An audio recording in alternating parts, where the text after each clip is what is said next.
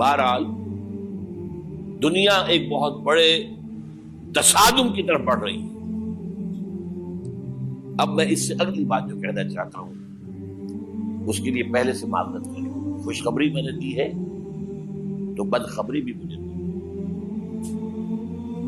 اس عالمی غلبہ اسلام سے پہلے ابھی امت مسلمہ کی بہت پٹائی ہونی ہے، بہت پٹائی ہونی ہے، بہت پٹائی. یہ میں نہیں کہہ رہا، حضور نے کہا ہے.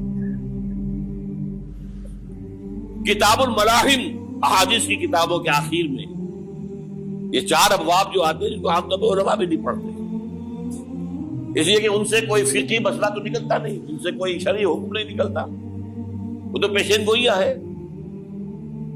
کتاب الفتن کیسے کیسے فتنے اٹھیں گے، کتاب الملاحم کیسی کیسی جنگیں ہوں گی، کتاب اشراط الساعہ قیامت کی علامات کیا ہوگی، کتاب علامات القیامہ یہ کیا ہوں گے.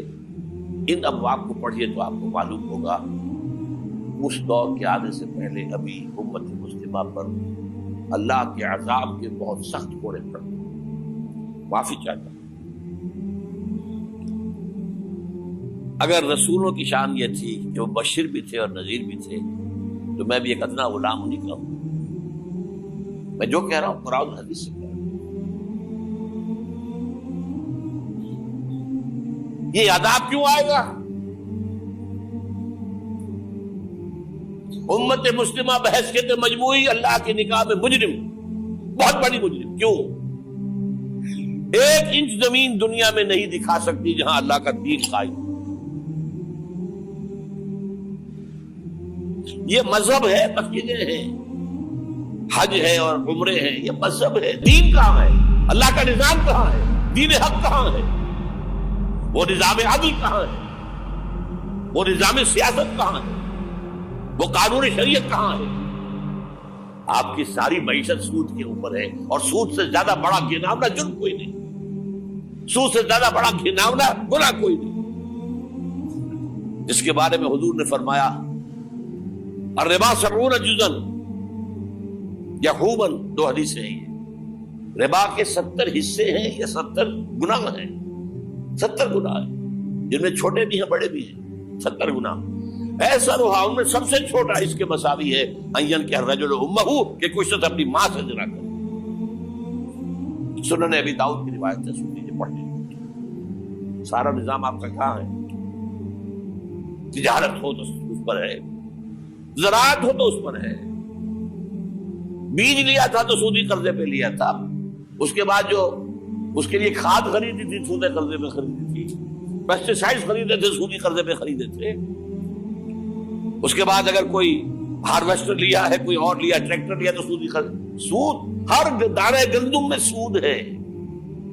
کوئی شخص بچا ہوا نہ، میں بچا ہوا نہ بچے ہوا، کوئی بچا ہوا. سارا کاروبار، ساری صنعت و حرفت، ساری حکومت، پوری حکومت، پوری قوم سود کے اندر جکڑی. ایک شخص. کہاں ہے اسلام؟ آپ میری بات سمجھ لیجئے. اسلام کے 2 حصے کر لیجئے. اسلام بطور مذہب، اسلام بطور دین. اور یہ تو آپ قرآن پڑھتے ہیں، پورے قرآن میں مذہب کا لفظ تو آیا ہی نہیں ہے. حدیث کے ذخیرے میں بھی میری امکان، میرے معلومات کے تک کہیں نہیں. یہ مذہب تو ہمارے یہاں استعمال ہوتا تھا فقہوں کے لیے. مذہب حنفی، مذہب مالکی، مذہب شافعی، مذہب حنبلی، اب ایک مذہب سلفی اہل حدیث حضرات کا ہو گیا ہے، مذہب ظاہری، بعض مذہب جعفری. یہ فقہوں کے لیے تھا. مذہب کیا ہے؟ مذہب کا نام 3 چیزوں کا مجموعہ مذہب ہے. کچھ عقائد، کچھ عبادات، کچھ رسومات. بچہ پیدا ہوگا تو کیا کریں گے؟ عقیقہ کریں گے. کوئی فوت ہوگا تو کیا کریں گے؟ جنازہ پڑھائیں گے، کفن دفن کریں گے. شادی ہوگی تو کیا کریں گے؟ ایجاب و قبول ہوگا، ولیمہ ہوگا. یہ رسومات ہے. دین یہ نہیں ہے. دین ہے اللہ کا دین، اللہ کا نظام، اللہ کا قانون. وَمَن لَّمْ يَحْكُم بِمَا أَنزَلَ اللَّهُ فَأُولَٰئِكَ هُمُ الْكَافِرُونَ. جو اللہ کی اتاری ہوئی شریعت کے مطابق فیصلے نہ کرے وہی تو کافر ہے. میں اور آپ کون ہیں؟ برا نہ مانیے. فیس دی فیکٹس. اور یہ فتویٰ کس کا ہے؟ اللہ کا ہے. وَمَن لَّمْ يَحْكُم بِمَا أَنزَلَ اللَّهُ فَأُولَٰئِكَ هُمُ الْكَافِرُونَ وَمَن لَّمْ يَحْكُم بِمَا أَنزَلَ اللَّهُ فَأُولَٰئِكَ هُمُ الظَّالِمُونَ وَمَن لَّمْ يَحْكُم بِمَا أَنزَلَ اللَّهُ فَأُولَٰئِكَ هُمُ الْفَاسِقُونَ. 3 فتوے ہیں اس مفتی اعظم کے جو ہماری اتاری ہوئی شریعت کے مطابق فیصلے نہیں کرتے. وہی تو کافر ہے, وہی تو مشرک ہے, وہی تو فاسق ہے, ناہنجار ہے, باغی. یہ ہے امت مسلمہ کا حال. اب میں یہاں آپ کو اختصار سے بیان کرتا ہوں حضور کا طریقے انقلاب کیا تھا. اختصار تفصیل سے کتابوں میں دیکھیے. نمبر 1, دعوت ایمان بذریعہ قرآن. یتلو علیہم آیاتہ. آج جمعے میں میں نے اسی آیت پر تقریر کی. تلاوت آیات, قرآن پڑھ کے سناؤ, قرآن پڑھ کے سناؤ, قرآن پڑھ کے سناؤ. کہہ دو وہی تو ہے جس نے تم کو پیدا کیا اور تمہارے کان اور آنکھیں اور دل بنائے, مگر تم کم ہی احسان مانتے ہو. کہہ دو کہ وہی ہے جس نے تم کو زمین میں پھیلایا اور اسی کے روبرو تم جمع کیے جاؤ گے.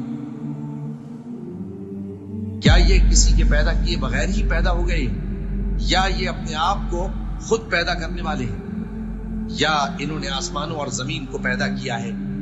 نہیں, بلکہ یہ یقین ہی نہیں رکھتے.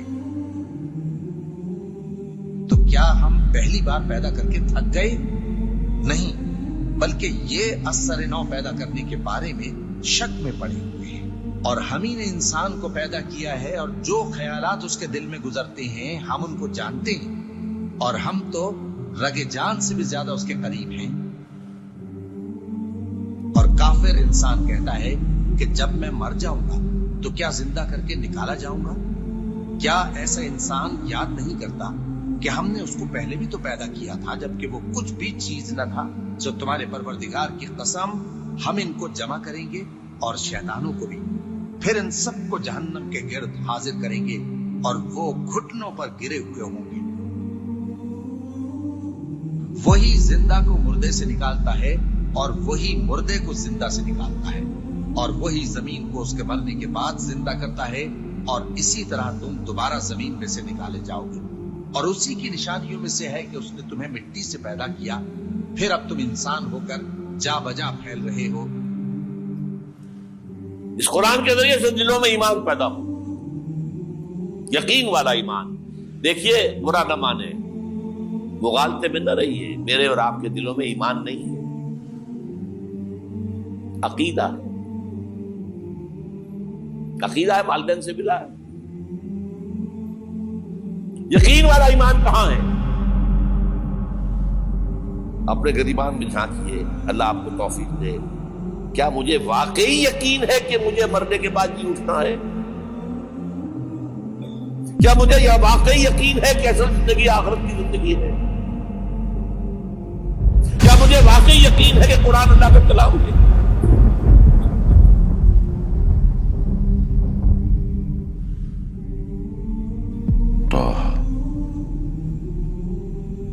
ما أنزلنا عليك القرآن لتشقى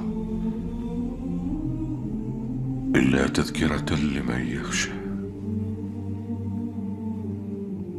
تنزيلا ممن خلق الأرض والسماوات العلى الرحمن على العرش استوى له ما في السماوات وما في الأرض وما بينهما وما تحت الثرى وأن تجهر بالقول فإنه يعلم السر وأخفى الله لا إله إلا هو